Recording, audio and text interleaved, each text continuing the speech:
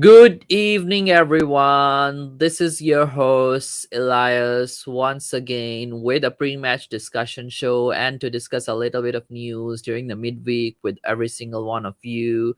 Big up to every single one of you watching. I think there's two or three of you, and I think many more will be joining us later, maybe, I suppose. And this has been a very interesting week. My apologies, I couldn't do the post-match show for the earlier game this week when for the Brighton game. Yeah, just not up for was not up for it. So, but I'm back here this week to discuss this upcoming game that we'll be playing against Bournemouth, and then also we have some big news coming from the club, or should I say big news? Because I think kind of like that Scott Munn or Scott M news is old already. So we'll be discussing that a bit, and then we'll be looking into the Bournemouth game, and then we'll be discussing some of our managerial options that have recently come out, some rumors and all that sort of nonsense that we every single week discuss. I know, right? It kind of gets boring. Like the same week, you discuss the same old shit and nothing happens. But with me today, I have a very special guest, extremely special. And some of you have been asking me actually, how did I manage to get to pull the strings to invite this guest all the way from his rank and all that, and his recent job and his recent responsibilities. He has been pretty busy. And I'm grateful that he has made his appearance before he went for his guest appearance at Spurs Talk Show. He has actually made his appearance at Step Up Spurs. I'm extremely grateful. So everyone, give a big round of applause for Scott M. How are you, Scott? Yeah, I'm doing well. I wish I was about 2 months away from getting that big paycheck because we know if one thing is true, Levy does pay his employees well. Doesn't pay the players worth a damn, but he does pay the employees well. So it'd be pretty nice to be picking up that paycheck. But yeah, exciting news. I was laughing. I don't know if you could see in the background there when you said we're going to talk about all the rumors because that seems like all we get excited about now as Spurs fans, right? Is These we get rumors. excited about the rumors. They're much more exciting than anything that actually happens at the club. Yep. So, Mr. Scott, can you give us a little bit about your details about your footballing experience, and which clubs have you managed in the past, and what have you been doing, and what makes you a suitable candidate for this job? If you would like to elaborate a bit. Yeah, you know what? If I was actually being honest, I think my footballing background, coaching my kids' football teams, might be more relevant than what we have with the actual Scott Munn, right? I mean, credit to him. He seems like a great administrator, but I don't know how much the footballing experience is kind of limited, isn't it? Yeah, looks like it. In my opinion, I mean, you are the one. I'm not Scott. I am the one. Yeah. Why are you asking me questions about you, which I don't know? Hey, I got So, to check with the expert. You know more about Spurs than I do, so. yep. So, were you always a Spurs fan, or were you a fan of some Chinese team since you were in China for a while, and then you were in Australia? Were you always a Spurs fan? Let us know a bit about that as well. I imagine became a Spurs fan about 3 weeks ago when Levy first contacted me about taking on the position. Before that, hadn't really spent any time thinking about European football. Right? It's all been Australia and China. So Your no life was no so interest easy in in the Australia and European China. game. Why bother with the European shit? And somewhere at Well, Spurs. that's right. That's where the money is now. That's where the big money is. So I got to come where the paycheck is. Plus, pretty easy job coming here and not actually having to make any decisions. Just giving my opinion, but not having to ever have those opinions be taken into action.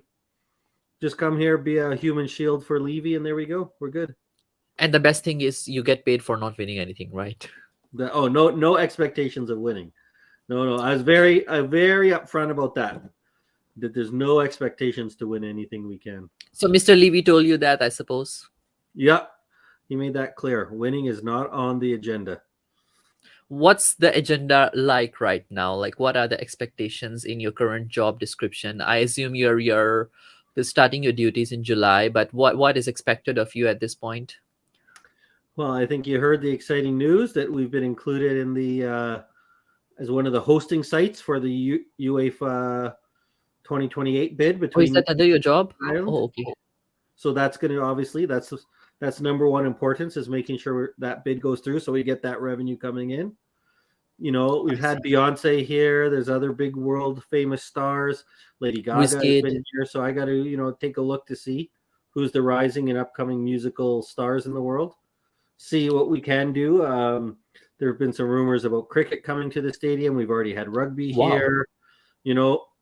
I'll probably see if we can get some. We got the NFL will always be here. Ice hockey, baseball, NBA, limitless events and sports outside of football that we can have filling up this stadium.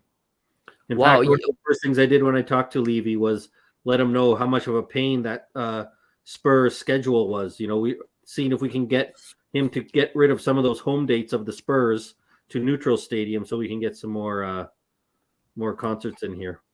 Yeah, that would be great. I mean, concerts, Beyonce, Justin Bieber. Are you inviting Justin Bieber? I'm a big Justin Bieber fan. Anytime soon, let me know. I'll fly down to UK, fly up to UK. I'll put it on my list. After this, I'll get all the names of the top Malaysian pop stars, and we'll see if we can bring them in for you. Malaysian pop stars. Yeah. Michelle Yeoh, if she can do an act there as well, that would be great. There we go. Justin Bieber is, I think do you know this? Your namesake. There's this guy who stays in Canada. His name is Scott M. I think you can contact him. He can help you get Justin Bieber. We'll get him. All those Canadians know each other, right? There's only about 50 of them in the whole world, so they gotta all be buddies. Yep, you gotta all be buddies. And recently, that guy Dietrich Kane, he used to be in quite a few streams. He has recently been quite a good supporter of Levy as well. Apparently, one of our top Levy inners. We've got him going on all the channels. He also is. He was instrumental in us getting out Conte, so he wouldn't be here. We could get rid of that parasite club. So do you know the interesting fact that when he became Conte out, then only Conte went out? That's right. Before nobody was really into it, and then once that Dietrich lent his voice to the movement, that's when it really picked up steam. Yeah, so I guess he will be playing a crucial role in the running of the club matters as well, footballing matters, and Harry Kane might get a pay rise as well since Dietrich Kane is big fan of Harry Kane. Well, like I said earlier, we don't want to win, so we know for sure if we're asking Dietrich Kane for his opinion on football, that'll make sure we do not win anything with his view on players. We'll make sure we stay as our losing ways. But he'll make sure that Kane stays, right? Yeah, he'll do his best. We'll see about that. That's the only suspect opinion he has. We don't really want Kane here carrying our team to glory, so we'll have to talk to him about that. Don't be surprised if you start seeing some Kane out views from him soon. Oh, Kane out news from Dietrich Kane. That would be interesting. That would be interesting. And I'm honored and humbled that you made your appearance on a Levy Out channel first before you went to all the Levy in channels. I suppose you'll be making your regular appearances at Spurs Talkshow. I think you mentioned earlier in one of your interviews you would have had your deals done already, and some other channels like Last Word on Spurs, I guess, would be your favorite, and Chris Collin, I suppose. That's right. All those big Levy-in apologists, they've done good work for us. They've been spreading the Levy-in message very well, so we'll be going to see all those channels. I got to drop off some more free tickets for those guys too to keep making sure that they get their wheels greased so that they're ready to keep promoting the message of Levy-in, right? Because nobody with a right set of mind is going to ever support us without any benefits for them. I can tell you one more upcoming channel as well, Spurs Between the Lines. Check them out. They love Levy as well, by the way. I'll have to check that one out. I'm not familiar with that one, so I'll have. Yeah, they defend you. They love every decision that Spurs make or Daniel Levy makes. They even love the decision that they have appointed you. So you should definitely support them. Make a few appearances there as well. Well, the best thing, as you know, with Spurs fans is you don't have to do anything to get bigged up by a lot of the fans in this fan base. You don't even have to do anything, and they'll say that you're the greatest thing to come around. As long as your name is linked with Spurs, you're the best thing since sliced bread. So that's why we love not even top 4. No, not even top 4. You don't even need that, and these fans will love you no matter what. Just that Yeah, blind love. that's such an easy job for you, right? I mean, to please the fan, just go and make a couple of appearances on the YouTube channels. And I guess the person who was your predecessor, he didn't even have to do that. But I think you seem like a nice guy. You might do that, since all the Spurs channels have been really faithful to Daniel Levy. They've been really the most faithful fans any chairman can hope for. Especially the cheese room, I heard, and the other ones include, as I mentioned all those names already. Chris Carlin, definitely. He even blocked people just because they had an opinion against Levy. He blocked me. I only had like 27 followers on my channel, and he blocked me even. So I guess he would be your best buddy. Yeah, of course. Like I say, they just do it no matter what. We don't have to say anything anymore. They're so far deep into it, they can't. They can't even Yep. get out of it. They can't even think rationally. So the best kind of fans we want. Delusional. Big up, big up, big up. Thanks for being really honest. I think you're the first Spurs chief footballing officer or chairman or anybody in that position who has spoken truth. I would say not exceeded the expectations of any fans at the moment. The only expectation is just that you'll keep them happy no matter what, whether you win or not. I'm glad you didn't say that you'll make us proud by winning some trophies or some games, No, we're like done. We don't have again. to use those tricks anymore, right? The people are so far deep that we don't even have to trot out those lies. So we're good. Yeah, so I'm glad. I appreciate your honesty and your truth. No matter, I don't even mind if, as long as you are truthful, you're honest. Even if you're a big lover of Levy, even if you even if you love Levy, even if you go on holidays with him, I don't mind as long as you speak truth. So big up to every single one of you. And somebody is asking a view from the South Stand TV. Hashtag come on, you Spurs. They're asking Scott M has a face. Yes, Scott M has a face, and that's face speaks truth. Scott M, would you like to address this as well? You know what, Marlon? He's one of the good guys too. I'll say. Although it would be nice if once in a while he let Has host a game after a win. I know he tricked Has into having the game Has the did the host post a game game show after last win time. last So week. yeah, he tricked him into that one after it was a controversial win. Right, that's how he does it. So big up to Marlon. We'd like him to be a little more Levy-in, but what can you do? Yep. Big up to Marlon and big up to Has. They are doing a great job in a view from the South Stand TV. Hashtag Cois. So, Mr. Scott M, I mean, sorry if I refer to you as just Scott M, because I have a friend from Canada. His name is Scott M, so we call him Scott M. But yeah, maybe I should give you some respect. Uh, in case I do that, please forgive me. I just want to ask you a couple of questions. Who do you think should be the next Spurs manager in this current situation? What do you think are the realistic options that we can explore in the transfer market? Earlier, I think we were on Henry Wright's. I was watching Henry Wright's channel as well, and he went to transfer market, and he suddenly went to a wrong tab, and they were all like the unknown names. Were you there? You watched that part? Yeah. They were like, "Who are these guys?" And they're like, "Okay, I'm in the wrong tab." Are you exploring the managerial options in the right tab, or are you in the wrong tab?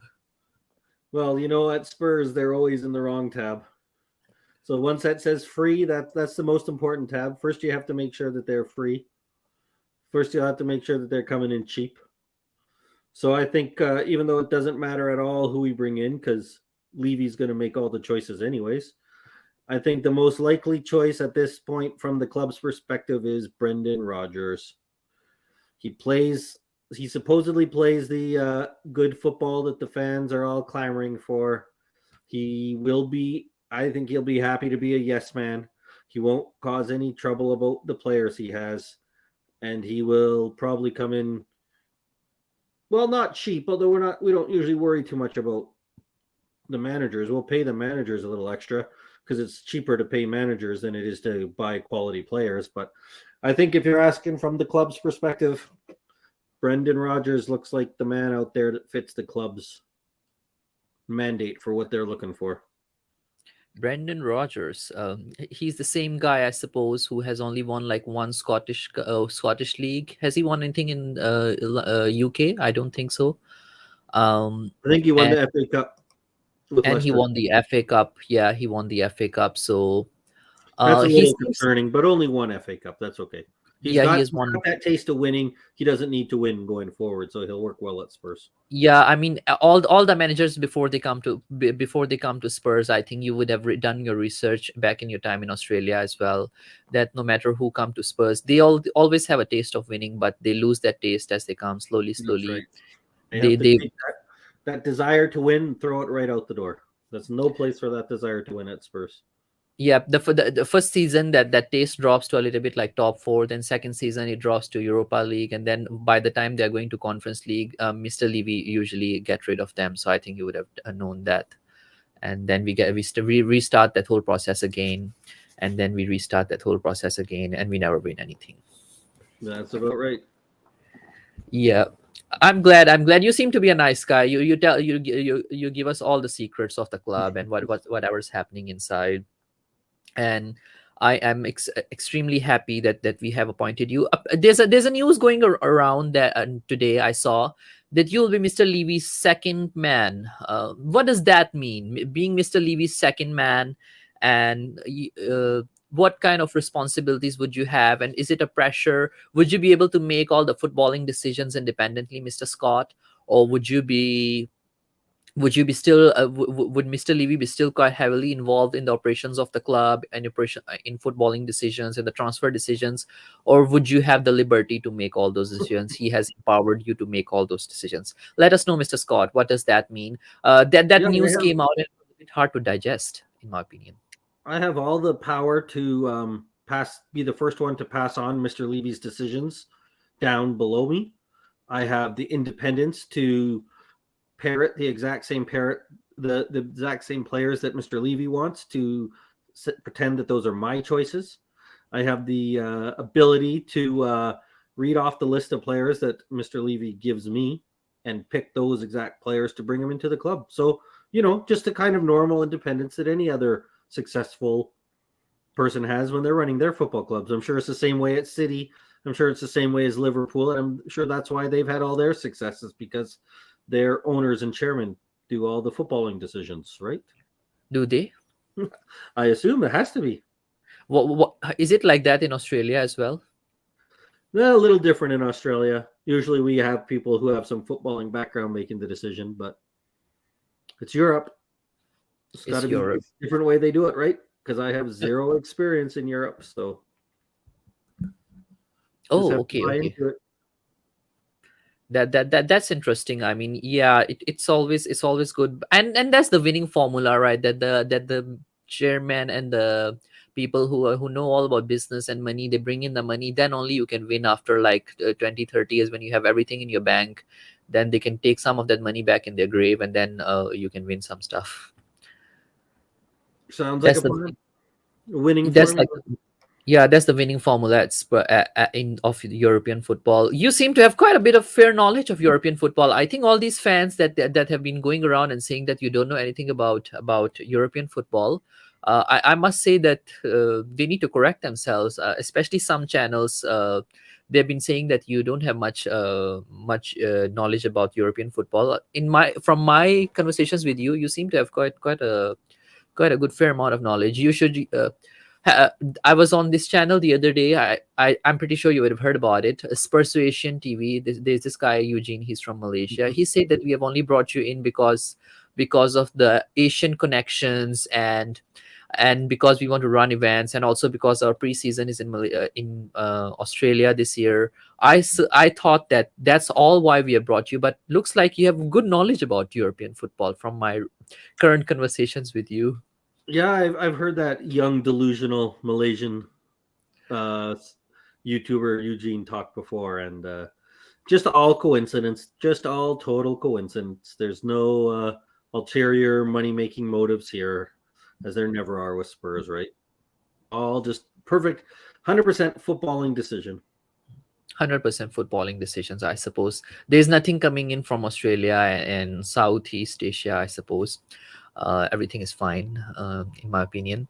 You seem to be quite a smart guy. I think you'll do a great job. You'll make us proud. You are not saying that. I'm saying that you'll make us proud. I'm thankful, and thanks for having that. thanks for having that conversation with us, and thanks for telling us all the truths.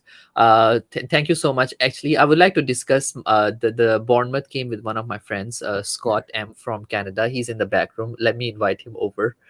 Thank you for joining us. I think you will have your meeting or your appointment in one of the Levy in channels as well. Probably Spurs Talk Show or Irish Hotspur would be waiting for you. You can have your next stream there. Let me invite my friend Scott M from Canada now. Hi Scott, Hey, how you doing? not too bad. How are Were you? you? How was I'm your doing good. interview? It was good. It was good. Mr. Scott M seems like quite a good guy. He was really well, and I've looks like we have a question for Mr. Scott. Oh, Mr. Scott M has left, and we have a question. Maybe Scott M, since you share the same name, you can answer this. This is my friend from Pakistan. His name is Daniel. He's asking, Mr. Scott, can you please give us a brief information about the summer plans of the club, the managerial search and squad rebuild? Should we be more optimistic about the plans? Daniel, by the way, he's not the real Scott. In I was case gonna you, say you needed this question about 5 minutes ago because when it comes to me being optimistic, I think you know my view on it. It's not the right person to be getting it. Um, but for Daniel, is that what this is? Yeah.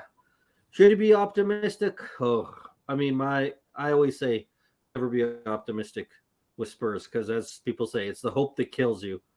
And one of the ways that I've been able to manage through this season without getting as angry as I've seen a lot of other people is I gave my hope up right at the start of the season. Right after I saw the summer transfer window last year, I said, "Nope, this season is a waste." And I was right, not because I'm some sort of genius, but because Spurs have beat out the hope in me long ago. So I just know how it goes. So, but I mean, look. That being said, look, it's football is supposed to be fun. If you're a fan that wants to be optimistic, go ahead and be optimistic. And one of the things that I think does get a little bit misrepresented about myself and maybe some other people is I don't mind if fans want to be optimistic. I don't mind if fans want to be delusional. One of my favorite people on YouTube is Barry, who's as delusional as it comes, and I love him for it. I just will say is that when you are doing that hopeful, optimistic, and delusional thing, just say it's based on being optimistic and delusional, right? That's fair. You're a fan. You're more than welcome to be delusional and hopeful and optimistic. But what frustrates me is when people, if you say like, I look at our squad and I think that we're good enough to compete for the title, like that's insane. That's wrong. If you say I hope that we can win the title, I want us to get the quad. Fair enough, because that's based on your feelings as a fan, right? There's nothing wrong with that. So I think some people think that I would try to be negative about that or poo-poo that or be crap on that, and that's not the case. If you want to be optimistically delusional but admit that at least you're doing it that way, go ahead, have fun, do that. It's when people try to tell me that there's like ration or reason behind it, and that's when it gets a little crazy, right? But so yeah, hopefully that wasn't too long of an answer for you, yep. Daniel. But Yeah, Daniel is a very realistic fan. If you have watched his interview with me, he comes from oh, okay. a family of very good footballing background. So by the way, Daniel, don't take it personally. Scott M is just giving an example. He's not saying you are a delusional fan. No, I just mean, yeah, no, he can be. I meant like, go ahead and be it. I don't know him. That's why I. No, he's not. He's Levy out as well, by the way. And Fair enough. yeah, he's very realistic in his analysis. I had a good chat with him 2 months ago when I did my global perspective. Oh yeah. So that's, yeah, I think you can check it out. He comes from a family of footballers. In fact, his cousin is a national footballer for Pakistan as well. Oh, cool. And yeah, and his cousin used to play in the Qatar League for a while. Yeah. So Scott, what do you make of the current situations that are going around the club now? I think we heard from Mr. Scott M earlier, Mr. Scott Munn earlier, uh, and now I don't know if you have seen the news that came out from Fabio Paratici yesterday that our first choice is Julian Nagelsmann. We are also, if let's say Nagelsmann were to decline or we cannot get him, Then we are going for Luis Enrique. Um, and then the other one that has come upon is that De Zerbi would still consider his options again in summer. And then the fourth one is Arne Slot is somebody that Daniel Levy really admires. Like he wants someone like him to come in, a young manager who plays attractive football. The ones that, as you know, our fans love. The ones that all the channels like Chris Collin loves attractive football. Uh, uh, all these channels, I mean, you can just name them. There are only few channels who don't love attractive football. All the other channels, we love boring football, right? All these other channels, who love attractive football, they would love to have Arnie Slot there. The problem with Arnie Slot only is that his daughter is enrolled in a school in Netherlands, so apparently he can't just take off his daughter from the school and move to UK. So that was another option or a hurdle in that particular appointment. I think that appointment we have to pay a bit more as well. Looking at all these conditions and the options, which manager do you think makes more sense? And definitely, by the way, Graham Potter and Brendan Rodgers are in consideration as well, but they are kind of like at the bottom of the list in terms of the media rumors that are coming out right now. Give me a little bit about of input from your end. What kind of manager do you think Daniel Levy want to sign now? Is he going for a smokescreen manager again, or would he go for something a bit more realistic, something a bit more project based, or we don't know now what this Scott Munn guy is all about as well. What kind of choices would he make? Because apparently we are linked with some Celtic manager who used to manage a club in Australia, who in Australian league, and he might be looking to bring that guy in as well. I need to check that guy's name. Let me know your thoughts. Just 1 second. A news came out, Sorry, is I it? had to sneeze, so I didn't want to sneeze. Right, of course, it comes right when you ask me the question. Yeah, I don't. I mean, Luis Enrique. Let's be real.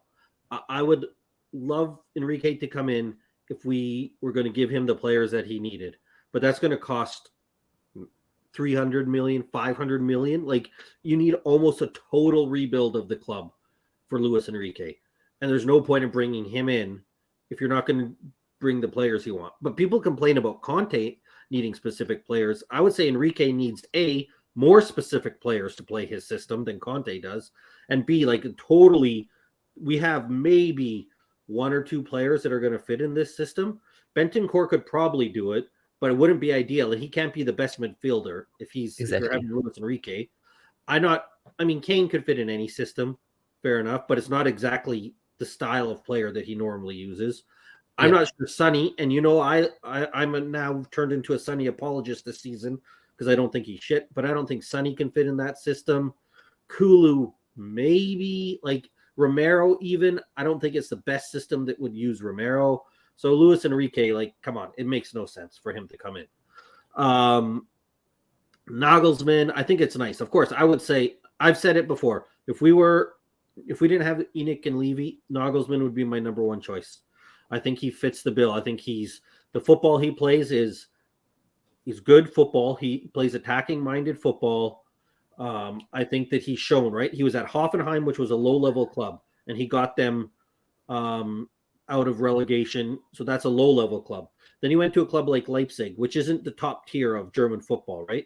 They're kind of Yep. more like us, where they're not at the very top, but they're competitive. And he was very competitive with Leipzig. Then he went to Bayern, and even though he got sacked there, I mean, he was competitive, right?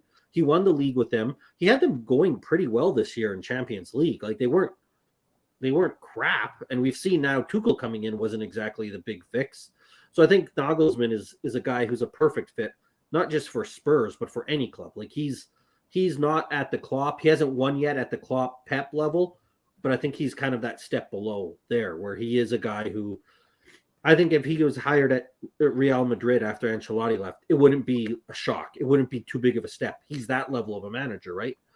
But those are the guys who I don't think we have a chance at. So that now we're kind of looking at I would say the Potter, Poch, Rogers, Slot kind of level. I Yeah. don't know. Maybe there's another guy, but those kind of similar players, those similar guys, they all play what most people would say is attractive football, which seems to be super important now, for whatever reason. I mean, and fair enough. Look, I prefer that. Like Poch is my manager. I liked him. I'm not going to lie, in large part because it was Your for. WhatsApp has a profile pic of Poch.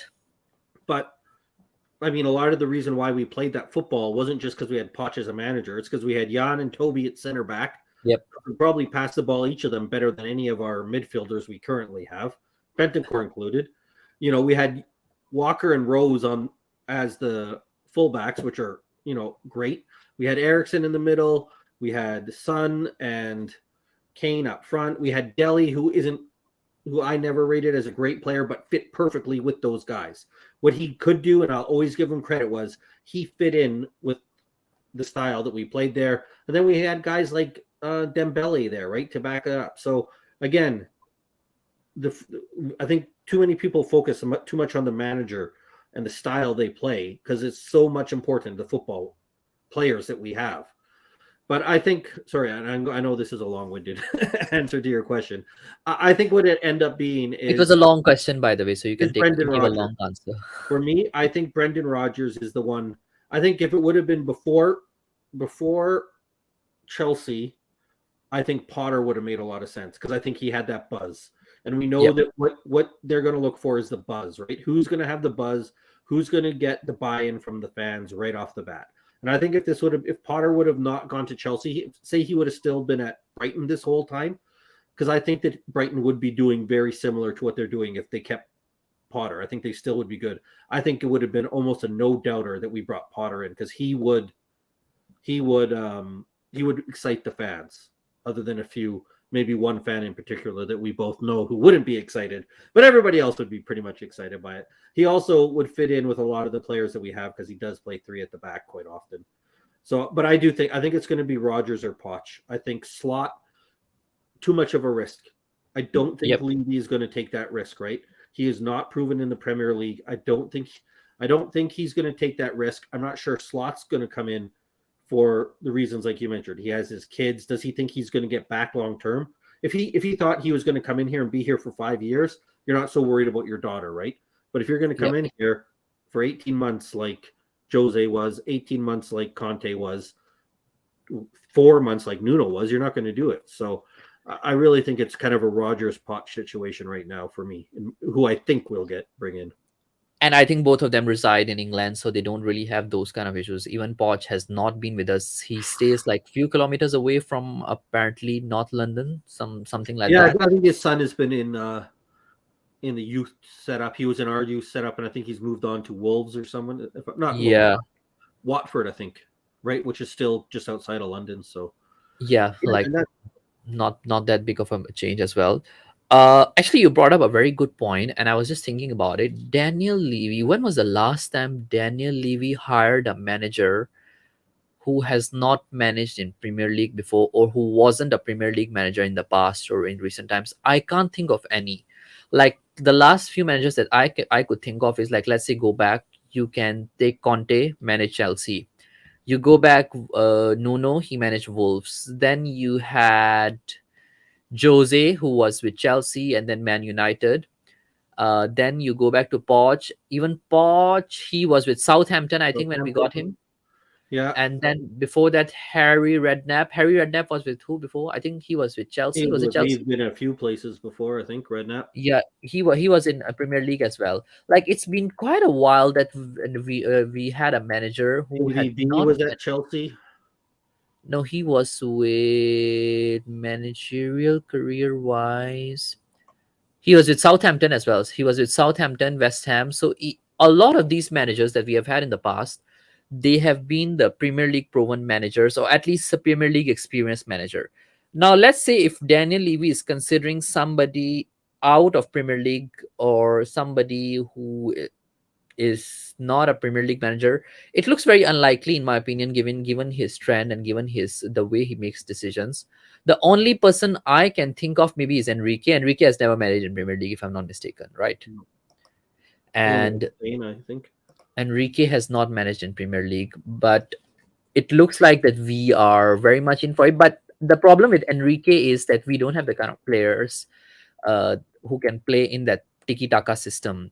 Like Yeah, you just can't. Like Deserby and Potter, they are both there. And I think Daniel brought up a very good point that De Zerbi and Potter are no great managers. They were good because Brighton's systems or recruitment scouting is good. I absolutely agree. And Scott, would you like to address or say something about this Yeah, particular I don't comment? know if they're not It's great a very managers, good comment, by the way. but I think that they are. I mean, almost every manager, right? And that's where they have success.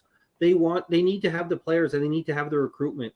And that's why I will always say, like, it doesn't really matter if we're not bringing in, like, if we're bringing in Potter, you want to bring in not exactly the Brighton system, but a similar system. Yep, That's why exactly. managers have success, because the players that they have around them. So, like when I was talking about before, I wanted Nagelsmann to come in, but I wanted him to come in with something of the Leipzig system, right? You want somebody Yep. in there familiar with the system, familiar with the players he wants.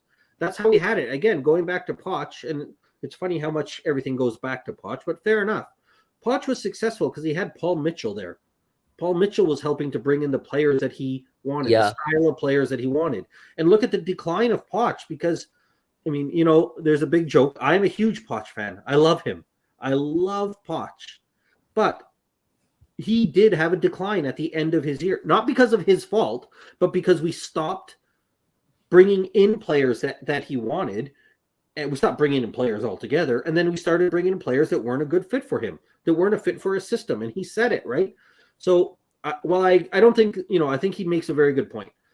The managers are only as good as the recruitment and scouting that they have around them. So that's what's key. Like, we have to look at that more. Who more so than the manager? Like, if you told me there was a manager coming in that I didn't really rate that much, but I saw that he was bringing in a full structure around him, fair Yep. enough, right? Like, I don't like Brendan Rodgers, right? I really do not like his. Very bits and I pieces don't sort of like manager. I don't like his attitude. I don't like anything about him.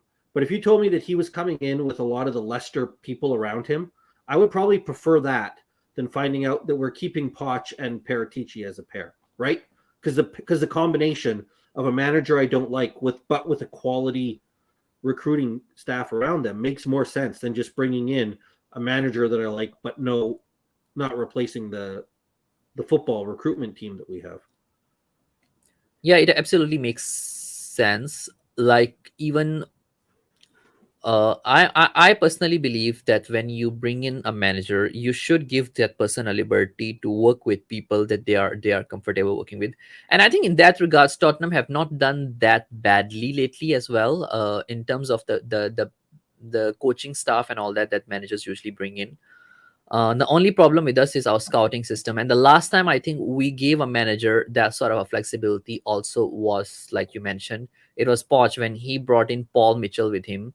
And Conte and Partici system, I think it was sort of like an old wedding or an old couple that kind of rekindled together at Tottenham. There were expectations, but I think they had a big fallout during their Juve days as well. There were some issues between them. So I don't know that how much that played now in the new marriage as well, because uh, there were rumors that yes, Partici was the main person who got in Conte and all that. And apparently Daniel Levy even got Partici so that he can bring in Conte and someone like that. Uh, but right now, I mean, after that, if you were to think of someone who were to bring in a footballing director or somebody, I don't think Levy would now hire another footballing director under Scott Munn, pay another head count, which is quite a crucial one in the club, and then get a manager under him or her. It seems very unlikely, in my opinion. This is not the kind of thing that Daniel Levy were to do. I mean, he's spending so much already on this Scott Munn guy. Uh, Yeah, so, and in my the big opinion, reason why I'm not excited about the Scott Munn hire, I think, look, Scott Munn is a guy who's done a good job as I'll call it an administrator, because I don't think yep, he's an accountant, but I think he could be someone who takes over Levy's job and runs the football club in terms of he doesn't have any say over anything that happens on the football field. What he does is hire the people who has that say, yep, but like he's not a director of football. He doesn't have any scouting ability. He doesn't have any ability to recognize footballing talent, right? Which is fair enough. So that's why, but that I think you're right. I'm worried now that he is going to take that role on, not as a directly as a director of football, but like you said, we're going to hire a manager, and then Scott Munn, Levy, whoever our our scouts out there, and the manager will all get together to work together to bring people in. And I don't like that system at all, because you know whose voice is going to be the quietest there is going to be the manager's voice, Yep. right? And it's another case of somebody who doesn't have footballing experience. And I know he's worked at a football club, but he has no talent assessment, right? No experience in assessing talent is going to be making our decisions. And that's Was not, he even a player? I'm just gonna check. Like, was he even I a don't think player so. or a He started out coach? his career. He started out his career working first for the Olympic Committee, and then for Australian rules football, and then he went into football later in life. So it's not like Even this is his where he's even been. his LinkedIn profile is not updated, by the way, and he doesn't have a Wikipedia page. There you go. Yeah, yeah. So I mean, that's what it is, right? It's just another non-footballing person being added to the discussion. Yep, Go exactly. fine. If I mean, again, if he comes in and he hires, I know he's not available, but he hired Louis Campos, right? Great. Then it's a good Yep. appointment. But that's because Luis Campos is a good appointment, not because Scott Munn is. But until we start seeing something like that, like he doesn't, there's nothing about Scott Munn that adds to the footballing side of the team. He doesn't bring any positives there. I'm sorry, he doesn't. He runs. He's an administrator. He's a bureaucrat. He runs the the business side of the footballing. So I it's just see. the same old things, right? Yep. I guess there's nothing new in that particular development as well. And my concerns are pretty much the same. But I'm just giving Scott Munn a little bit of benefit of doubt, in my opinion, because we haven't seen much from him in how he adapts into this new system. Who knows that yes, he might hire a footballing director. I don't know yet, because I don't want to form uh, assumptions based on no zero facts, because currently he has just come in. We don't know much.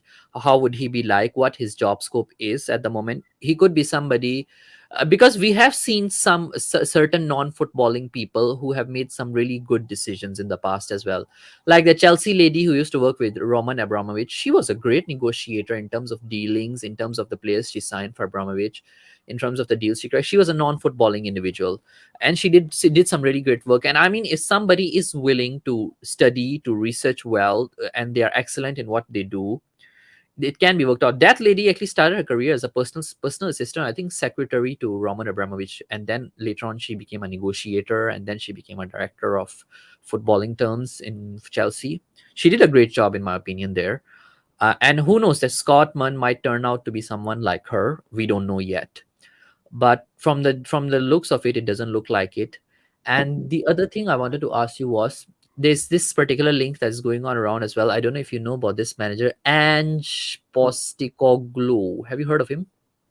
Yeah, yeah. The Celtic guy. I don't really want him, and I'll say Of this: course. Nobody wants him. I know a lot of people say, "Oh, he could be good." To me, when you look at his resume, he's coached in the Australian League, and I think he might have coached in the Japanese League. Nothing wrong with that, right? That's not Yeah. nothing wrong with that. But and then he's gone to Celtic for, I think now he's might be in his second year if I'm not mistaken. Like to me, that's the resume of Third year. somebody who then goes His third and year, yeah. manages Bournemouth. He goes manages Burnley.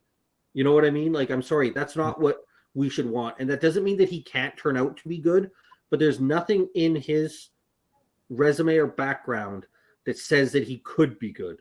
Right? Like there's no evidence. Like we just talked about Nagelsmann, Yep. Hoffenheim, that's in the German league. He brought them up. RB Leipzig took them to Champions League, had success there, right?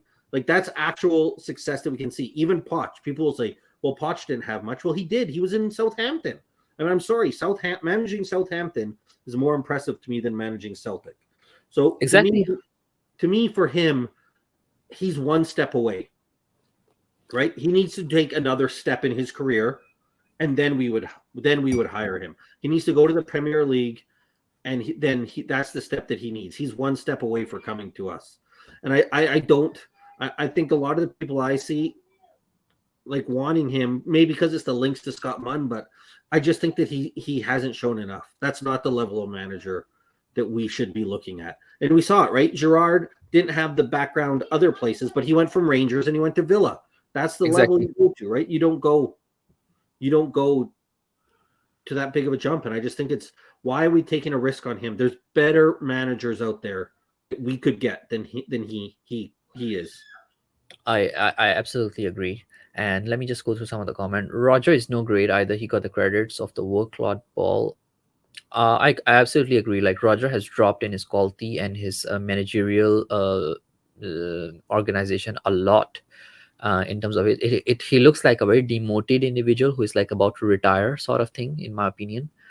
Apart from that, he's average. I absolutely agree. Paul Mitchell did great things for Poch. He was the man behind the scenes. Yes, he did great things for Poch, but I think during the Mourinho time he declined. But I guess that was also Levy. We all know the decisions that Levy made during that era Well, was Mitchell was gone. yeah. Mitchell left before Poch. That's one of the problems I think is that Then who why was that other Mitchell guy who left during Conte time and Conte came? What was the name of that guy? Steve Hitchens. Steve Hitchen. Sorry, Steve Hitchen. Yeah, Yeah, I'm confusing Mitchell this. left before. That's why I think at the end of the Poch era, the transfers were getting worse because Mitchell had already left. He went then. He went to. He went. I think he went somewhere first, and then he was at Monaco. And if you look at all the talent Monaco has brought through recently, So in a way, now we are replacing Hitchen with Scott Munn, I suppose, and then footballing director's role is empty, right? well, Paratici, who knows? We have to remember we still have him appealing Yeah, all those he's on a decisions. leave apparently. He Yeah, has not left. yeah. But just going back to when he says about Rogers, I remember like when he was there was 2 years ago when we played Leicester at the end of the year, and they Yep. had a chance if they would have beat us, they would have finished fourth. And he played that high line with Wes Morgan and Johnny Evans, and I can't remember the third center back, but like old slow center backs, and he stuck to that high line, and we beat him I think 4-1 or 4-2 because we got behind their line. Like that's the thing about Rogers. People talk about Conte being stubborn. Rogers is so stubborn. All he needed to do was play because he had Wes Evans and Wes Morgan and Johnny Evans, right? He should have played the most conservative, boring game and they would have won. They would have got top four. And instead, he was so insistent on playing that high line that he lost the game for him. Same thing happened at Liverpool. I mean, everybody focuses on the Gerrard slip costing them. But one of the reasons why that slip was so brutal is because he played such a high line at Liverpool with them. Exactly. And he just was so risky, so like devoted to that system when he just needed to be conservative. And in both cases, he probably would have got over the line. So that's something. People worry about Conte being stubborn. Watch out for Brendan Rodgers. He's not exactly Mr. Flexible, especially that defensive. That would be so great, right? That people say, "Oh, this Rogers guy, he plays such a high line. That's not the Spurs style of football." We will hear all those comments again, right? Then people will say, "No, we want somebody who can play a little bit more defensive. That's Spurs DNA. You don't always play the attacking football," and that's what Spurs fans like to do always, right? Yeah. That I mean that would be great. I mean if Rogers were to come in and we were to see that, then I'm actually going to call all these channels out who actually started this agenda of boring football, stubborn football. Spurs between the lines, one of them, by the way. I Definitely. mean, again, they're not playing. Nobody's playing exciting football with these players. Yep. We need to move them out, but Yep. maybe Exactly. different. Yeah, I think we can more or less agree that no matter who comes in, things are not gonna change as long as Daniel Levy is in there. We all know this particular answer, but somehow we go through this discussion week in, week out to dissect and to let some of the dumb, deluded fans realize what is the reality, what the managers can offer, because that's what here we are for, right, Scott? Uh, and now the other thing that I would like to move on to is, what do you make of now the Bournemouth game? What are your expectations from this game? We are expected to win it. Are we expected to have a draw? Are we expected to lose it? I think we are expected to win, and I think we are gonna lose. Yeah, I mean, this is a game. There's no reason for us to lose, right? Bournemouth is not a good team. I'm sorry, I know they aren't. They really aren't. Their leading scorer is, I think, Philip Billing, Yep, exactly. mediocre midfielder, right? I mean, I He don't has think been that's doing harsh great to say. He's lately. not. He's not exactly, he's not Christian Eriksen. He's not. He's not like some dynamic midfielder that changes the game. Good for him, but that's the level of attacking threat that they have. Not very much. I don't know what it is. I have they scored more goals than Harry Kane this year, even, right? There's some teams I don't think have. I don't know how many goals. I'll have to keep track I'll of need it. to check. I'll need to check. Bournemouth has, oh no, they're not too bad. They got about 28 goals, so good for them. But that's right. They have 28 goals. Not exactly a team that should threaten us. But the problem is with our defense, any team is a threat, right? As we've Exactly. seen. So honestly, though, I think that this is a game we should win, and I think this is a game we will win. I think we will win this game. I think it'll be 2 or 3 Can you say nil. that again, Scott M? I think you are not in the Scott Munn mood right now. You just said that we'll win the I game. predict I wins can't all the believe it. time. I think we'll win this one, and then I think we'll go on a run of probably 3 or 4 straight losses. That's I the think you are being Scott Munn now. I need to bring back Scott M. uh, Scott M, did you hear just now what your friend said? He said that we will win the game. that's right. See, I'm not always just negative. I'm not always Okay. negative. Every once in a while, there's some positivity to me. But yeah, no, I think it's a game we should. We should 100% win. There's no doubt about it. There's some teams where you could say, right, like I mean, even Everton right now under Sean Dyche, you can say he can frustrate us with the style he plays. Or other teams might have a player that can like Leicester. They're at the bottom, but they have quality. James Madison is the kind of player that can beat you. Even Jamie Vardy in his old age, every once in a while, might be able to. But Bournemouth is nothing. They should not be able to beat us. And I know that's Yeah, usually my point would be usually that's the game where we start to get confident is where we lose. But I do truly think we're going to win this one. And then the fall off will come after. exactly. Daniel made a comment. A realistic and sensible thing would be if we go for company this summer, bring fresh young players and start a project like we did with Posh, build a team around the few good we have. What do you make of it, Scott? Yeah, I mean, again, if we were actually going to do it properly, sure.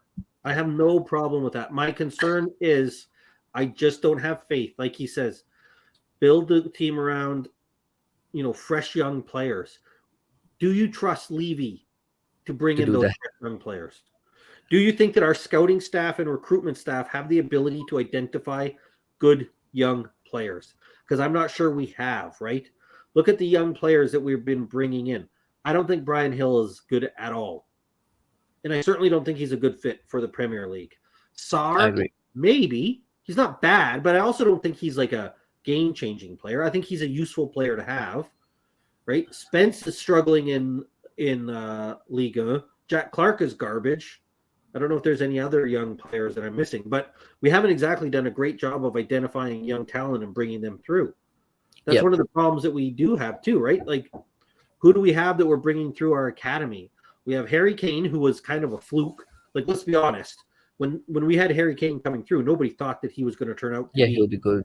top Nobody English thought that. goal scorer, right? He worked hard, and good for us for giving him the chance to do it. But he wasn't exactly a he wasn't exactly like we identified him as a talent and brought him through. But look, I like the idea. I think it's stale. I don't think that we just had Conte, we just had Jose. We're not backing them. So I love the idea in theory. I have a lot of questions about the practice that we can actually do it. The other thing though, if you're doing that, then you need to sell Son and Kane this summer. There's no point to keeping them around. There's no Yep. point at all to keeping them around. Sell them now. Take the 100 million or whatever you could get for Kane, the 80, 100 million, whatever you get for Son. I don't care what it is. But that's then buy quality youth. Buy guys, not guys who might turn out to be guys who have shown what they are. Like, honestly, and I know it'll never happen, get in the Bellingham stakes. Why not? Spend money. That's a guy that if you buy, man, you're getting quality, right? But Yep. But yeah, I like the idea in theory.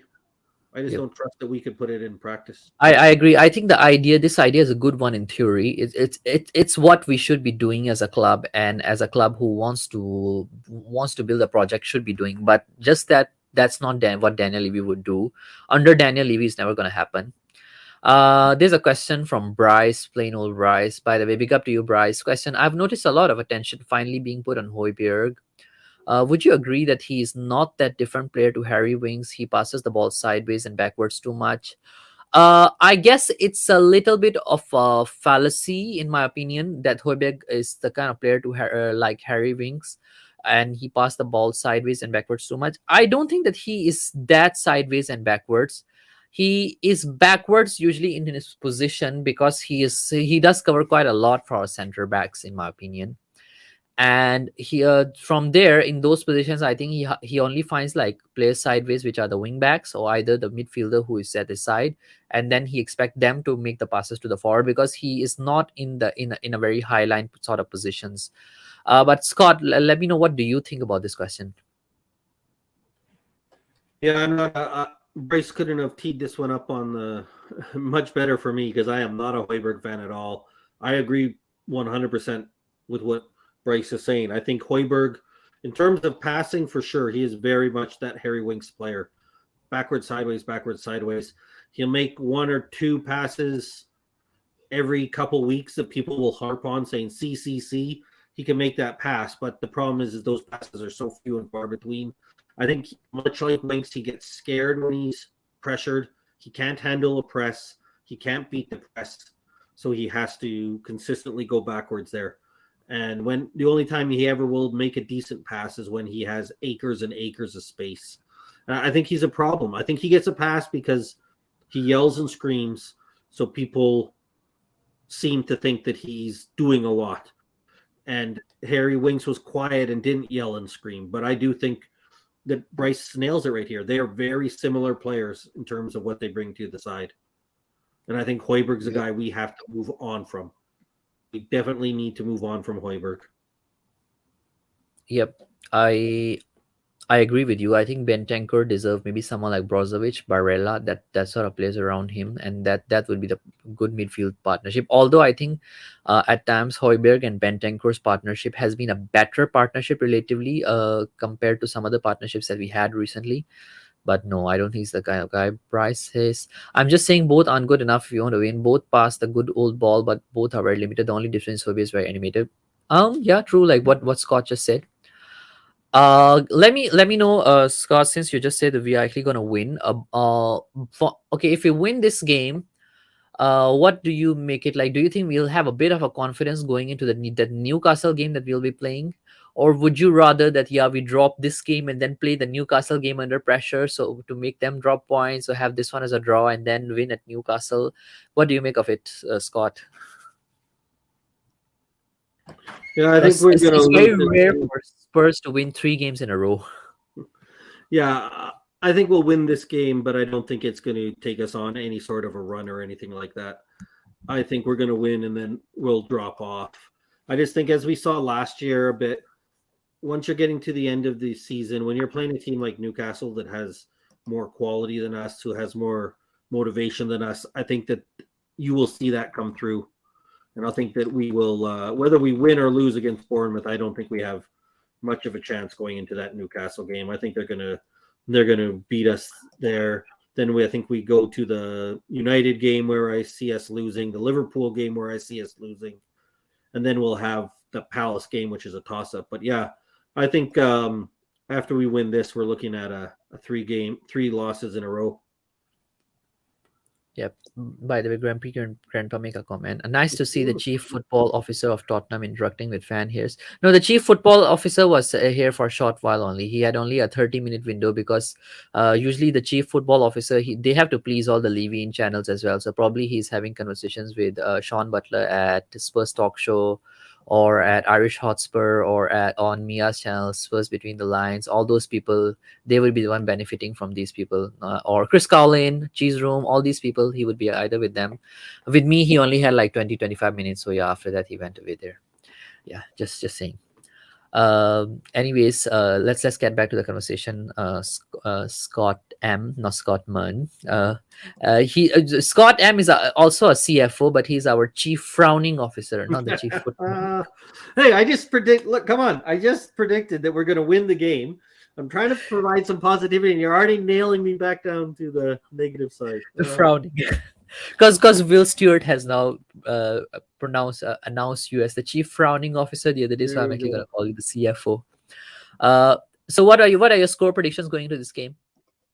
I'll say 3-0. Harry Kane with the brace, and then Sonny will get one. Harry Kane and Brace and Sonny will get one. So three. Do you think we'll concede? I'm going to say no, not for this one. We will be. I think Hugo will probably save us twice. VAR will save us a third time, and they'll miss. They'll miss a absolute sitter. So 3-0 4 goals it could have been. win. 4 goals it could have been, but we get away with it. 3-0. Stellini 3-0 and Mason are win. declared the greatest managers of all time, and there we go. But Stellini is not even gonna be on a touchline. Yeah, that's another question I Oh, forgot I to thought they said ask. he was. I thought somebody said he was back. Sorry, I Oh, got it is wrong. his ban lifted or something? I don't know. I could have Let's been wrong. understand. Yeah, Either I'll way, answer Bryce this question later. Let me just go into one thing that I forgot to ask.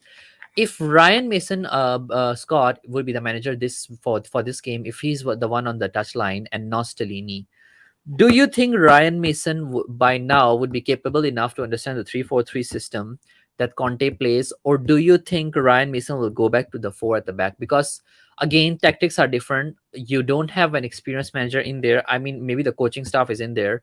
What do you make of the formation for this weekend if Stellini is not around, if he is not allowed on the touchline specifically? I think we'll probably stick with the 3-4-3. I think that Stellini will give Mason a piece of paper with very strict instructions, basically telling him when the subs are going to be made, what time, no matter what. And I think he'll just follow everything that he's been told before he goes in there, and very There little you will be go. left. Very little will be left up to him. If it was left up to him, I can't even imagine how Yep. disappointing it would be, because I don't rate him very much as a manager, or even a manager going forward. I haven't seen anything from him that makes me think he That has any ability in that area. that Mason can independently do something, right? No, he hopefully Stellini will hold his hand all week, and then when it comes time to the game, he'll just have to go off the instructions he's given. Yep. I mean, it's very interesting. Nobody mentioned about that point because I think that's a more realistic thing rather than yes or no that whether Mason can play 3-4-3 or whether he can't. Nobody has actually put in there that Stellini will guide him from the back. I think that option is zero at the moment in the poll. Like 60% of people think that no, Mason is not capable of playing 3-4-3, and 40% think that yes, he can play 3-4-3. So I'm not too sure about that. But Scott, since your score prediction is 3-4-3, I was just now gonna answer this. Lads, I'm desperate to see young Alfie Define get a chance. Call me nuts, but I really think there's a real player there. I haven't had that kind of vibe about a young player since Delhi first came in. You don't link players or associate with the Delhi vibe. By the way, that vibe didn't prove very well for us. You are cursing Alfie Divine, by the way, just because you say that. Just kidding, Bryce. By the way, Scott, I do think that he's a good player, but Scott, let me know your thoughts. Yeah, I don't. People that have seen him say good things about him. My response is always I'm skeptical of any young player, just because so many of them often don't work out for different reasons. So I hope he's as good as everybody says he is. I can't. That's, I'm always going to be skeptical, not just because he's Alfie Divine, but any player for any club before they, and in other sports too, right? I'm obviously, Canadian, so I'm a big hockey fan, and I've seen it in all sports, right? It's until you see them actually playing, it's hard to do it. But I understand why Bryce is excited. There's lots of he's far from the only one, right? So I hope he turns out to be as good as people hope he is, because we need it. It's been a long time since we've had a young player come through, and I don't even know the last player that's come in that I've really been excited about. I thought Perisic was a good player, but I haven't been excited about a player we've brought in. And Romero was great, but he's even him, like it would be nice to have like a young, dynamic player that we could really start to get excited about going forward. So hopefully he turns out, but I don't have enough. I haven't seen him nearly enough to give much of an informed opinion. So I'll just give my hope and my generic young players are tricky answer. Yeah, yeah, that's a fair comment as well. And I think Delphi Divine, he has he has a bit of technicality in his game, and he does offer a bit from here, from the set pieces, and also from midfield area. He has that sort of thing, but I don't think he is a great player. But there's a bit of it to see from him as well. He goes out on loan and see how he performs, because we haven't seen that lately of him in a first team performance. And I think Bryce, I see VAR all hammering us in this game. Possible karma Yeah, is a when bit. I said we were gonna get one of their VAR calls back, I was like, this is gonna be an obvious. They can't do it. But if there's a 50-50 call, yeah, I agree. I don't think we're getting it. It's only if it was a call that is so egregious that they can't call it back. But who knows with VAR, right? Maybe they will. I think the question though for Bryce is now that we have this Australian guy in here, when are we gonna see his young son in the Spurs shirt? Does he think that's gonna is that his biggest hope? Now we got an Australian up at the top. Maybe we'll get to see Bryce's young son there, because I know he's a pretty solid footballer out there in Australia. So maybe we'll Yeah, get by the way, coming back to that point, actually, during the World Cup, I did remember like Australian team was not that bad actually. The way they played, there were a couple of good forwards, and they had one good, very good right back, if I'm not mistaken, and a very good center back as well. Do you have any names, Scott, in your mind who you might want to give a chance in European football from Australian side, or someone who is already playing in the Australian side? We might consider an Australian player, Scott. I think their Australian center back went somewhere, right? He was already in England, and I think he went somewhere, but I can't remember now. What Where was did his he name? go? Oh, he was a really good guy. I remember Oh he. yeah, he went to Leicester. Oh, Harry he went to. Silver, because we played against him. Oh, okay. I think he was Oh, is already in that like League One or the Championship, and he went to Leicester City, and we played against him. He's their center back. He's like a big. He's like 6'5", 6'6". But yeah, I don't know. I didn't see anybody. I Harry remember. Sauter, right? Is it the one? Yeah, Bryce is probably the one to ask. He's probably knows any quality Australian players that are coming through. I don't know any there. I would Oh, Bryce, say are you from Australia, by the way? yeah, Bryce is in Australia. Oh, big up, Bryce. That's why I was saying his son. He plays I think pretty decent level. I think he's about 14 and he plays some good football down there. So Yeah, Harry yeah, good Sauter, point. that player would have been great. Yeah, fair enough, Bryce. Maybe we don't want to saddle your son with going through the Spurs youth setup, because I don't think I don't think they're any gonna do Spurs much. fan would But want to develop their kids at a Spurs academy. what I would Send them. say with not so much the Australian, but with the Japanese player there who's in the same part of the world and is They had a from good the team. same is that Kamada, right? Who's from Frankfurt, who's going away on a free. He is a player I would definitely like to see if we could bring him in, because he's a quality player. He's got that creativity. He could play in that creative midfielder role that we have. So I don't know if maybe we could use some of his ties to that. He's been in Australia, he's been in China. Scott Munn, if he could use his ties in that to get that player in, that would be one that I would certainly be looking at Yeah. bringing in. No, I think Japanese team has some pretty good players as well, and some of them I think play in the Japanese league when we were there. Yeah, big up Leo. Thanks for tuning in. Yeah, well, Um, Matoma just came from Japanese league. Then he went on loan, I think, exactly. for a year in Germany. And then now he's obviously doing what he's doing. So I don't know. It's I'll leave the Australian players up to Bryce, but there are some players over there from that are probably quality. So if we could do that, that would be great. okay. Bryce is saying a player to look out for is Garang Cole. He's over at Heart at the moment, and my one that thought might make it is Marco Tilio He seems to want to stay in Australia, so I think he'll stagnate. Uh, I don't know. I haven't heard about these players, but I would definitely research a bit on it. Maybe Bryce, we should do a show together one day. You can actually to give us a bit of insights on that side of the players. What kind of players are there in the Japanese league, or you would want to see that Spurs to scout on? I would like to do shows like that as well, where we can see things from different parts of the world, the players. So Bryce, if you can get in touch with me, in the comments, or I can drop my email here. Step up spurs@gmail.com. We can definitely get in touch, or if any of you have contact of or can get in touch with me on Twitter. I would love to hear from you about players from that side of the world, because even I don't watch that much of Asian football nowadays. But Scott, any last thoughts? Uh, yeah, I don't. I mean, it's kind of feels like a feeling we've been in before, right? We're just waiting and waiting. Nothing really exciting. Not a whole lot for us to get our hopes up on, and it's too often of a feeling that we've had with Spurs since Poch has left us. And I know that's funny when people say they want Poch back. Like I want the feelings I had back when Poch was our manager. That's what I want back. I don't think bringing Poch back as a manager gets that, but Big I up, want Bobby. to get something in there, those feelings that we had. But that starts with a full new players. We need so many new players in here. And even I'll start even looking at the opportunity of saying that we need to look at replacing even guys like Harry Kane and Son.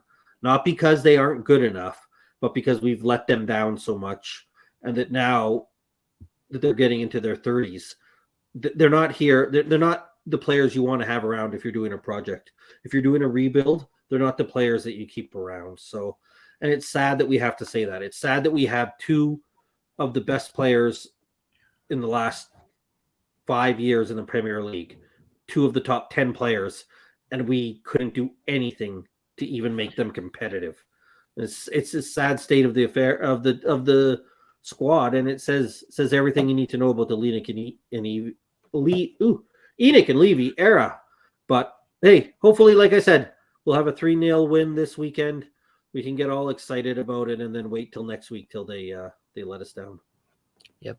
Yeah, I just want to shout out a few people who just joined us: Bobby, Leo, and Bryce. Yeah, Bryce, I didn't realize that you are the same Bryce from Will's chat. Yeah, you can get in touch with me from there.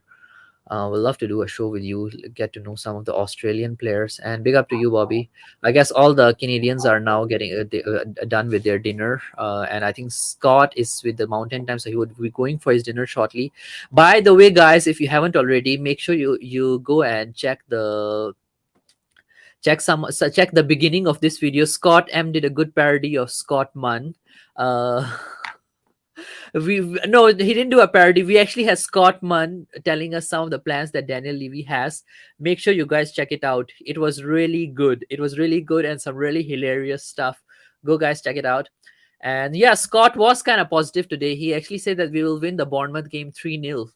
He just said that. Scott did say that we will win the Bournemouth game at 3-0, and he was kind of positive today actually. So, but lately he has gotten the title of being the CFO, the Chief Frowning Officer. So we'll stick to it still. Yeah, free Uh, from any. I did not try to do a fake Australian accent. I think Bryce was watching a show, one of the late night shows we did before, where we tried our Australian accents, and it was not very good. So I did not go for a phony Australian accent because that would have been. Maybe you wanna do it now? Can you No, do it? no, trust me. I am not somebody who does accents. I credit to those who can do it because Credit my I to don't that my that Australian DHS. accent and my English accent and uh, What color is your Bugatti? my my Southern United States accent somehow all sound the same, even though they're not. So I'm not an accent. I'm not an accent guy. I'll leave that up to the other people and Bobby K with his mildly racist and offensive Indian accent that he thinks he can get away with. I don't know, but Bobby anyway, is Indian. What do you mean that his racist Indian accent? well, I don't know. He's Canadian, right? He's Canadian. That's right. He is Indian. But he has to choose a lane. He can't do all the accents that he wants. He thinks he can get away with anything, but it's Yeah. all in good fun. Yep. And Bobby just said, Mrs. M, please check your husband's temperature. It's nothing to do with the temperature. It's to do with his new job. He is now Levy in apparently. That's right. He's trying to please Daniel Levy. He has been going on quite a few Daniel Levy in channels as well. He'll be making a few appearances there regularly. So go check out actually the check out the earlier part of the video. It's really fun. Like I enjoyed it, to be honest, guys. And Bryce say, "Come on, Scott, give us a put a shrimp on the Barbie Aussie accent. You know you want to. Yeah, yeah. Just give it, Scott. Oh, let me. Introduce yourself as Scott Munn for a while. Yeah, let me bring in Scott Munn so he can do the It Aussie seems. accent. Let me bring in our new chief footballing officer who has joined us from Australia, Scott Munn. G'day, mate. Put a shrimp on the Barbie. That's it. It really tails off there at the end. I can't go anymore. It's not good. I'm Indian when it's cricket, Canadian for hockey, and English for football. There I you think go. I'm Malaysian when it comes to badminton. I am Indian when it comes to badminton as well because I love quite a lot of badminton players. I am Pakistani when it comes to cricket. I am British when it comes to football. Yeah. And what Is other that with sports? the big Malaysian sports? You guys are the top badminton players in the world. Yep. So we used to have the former world number one was from Malaysia, Lee Chong Wei, one of the legends. But I wasn't really a big fan of him. My favorite badminton player used to be Lin Dan. He was a Chinese guy. He won like 5 world championships. That's the record in badminton, and he won 2 Olympic golds in a row. That guy was like my favorite of all time.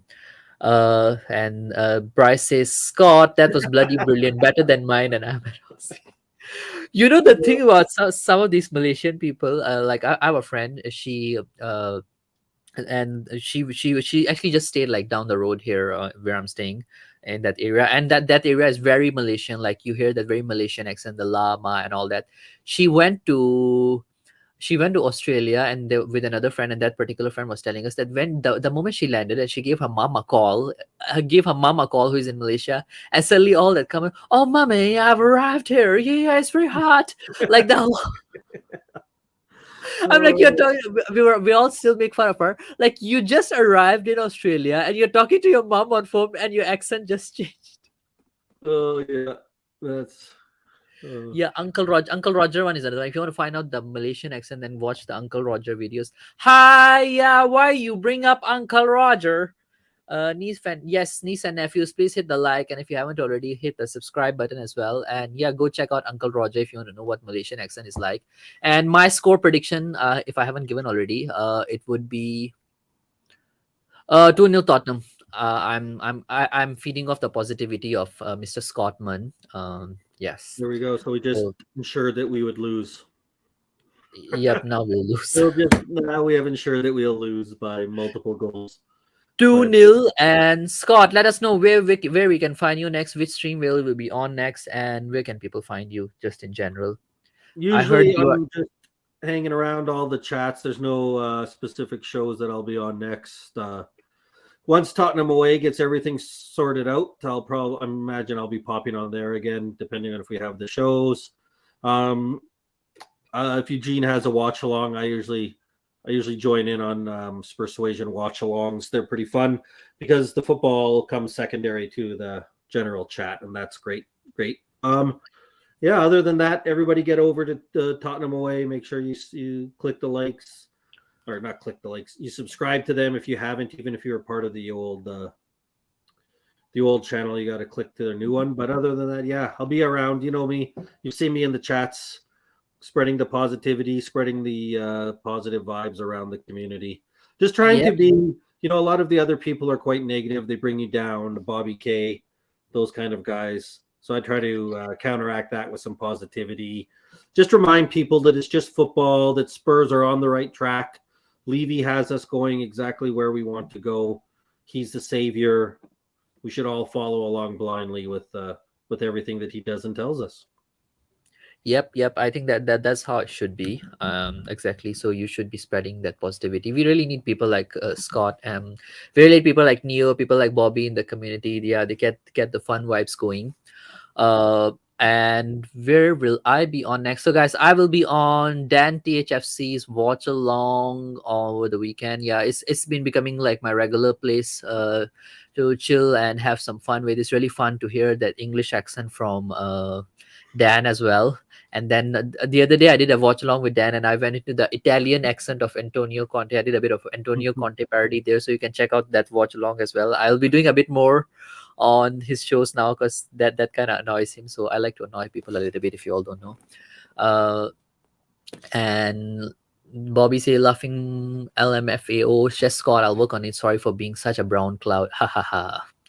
Leo, no kidding. Oh shit, Scott's into spreadsheet and finance. Yes, he is. He is. Everybody who gets a Tottenham job, they get into spreadsheets and finance. They need to manage the finances really well, as in all the money that comes from Beyonce concerts and all that.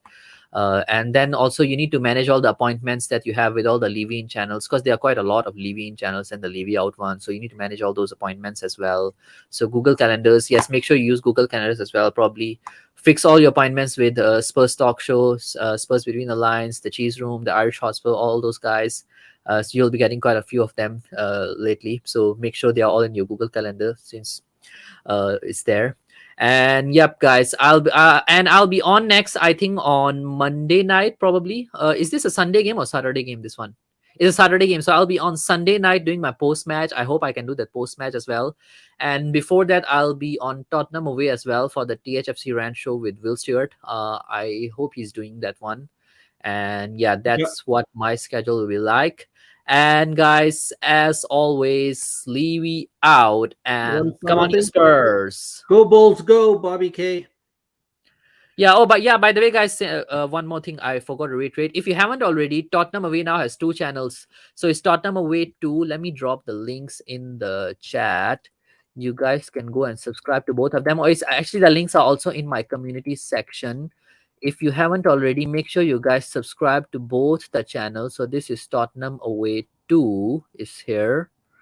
So Tottenham Away 2, I think they'll be doing most of their videos on there, and the live streams and all I think will be on Tottenham Away 1, which is which used to be Will Stewart 365, but now it has been rebranded as Tottenham Away. So if any of you haven't subscribed to the two channels already, make sure you guys go and hit the subscribe button and give their videos a like. And if you haven't already, now Tottenham Away has a membership as well, so please subscribe as a member if you can. So here are all the links, and make sure you guys check them out and do all the good stuff and get erotic with the like and subscribe button. And as always, come on, you Spurs, and Levy out.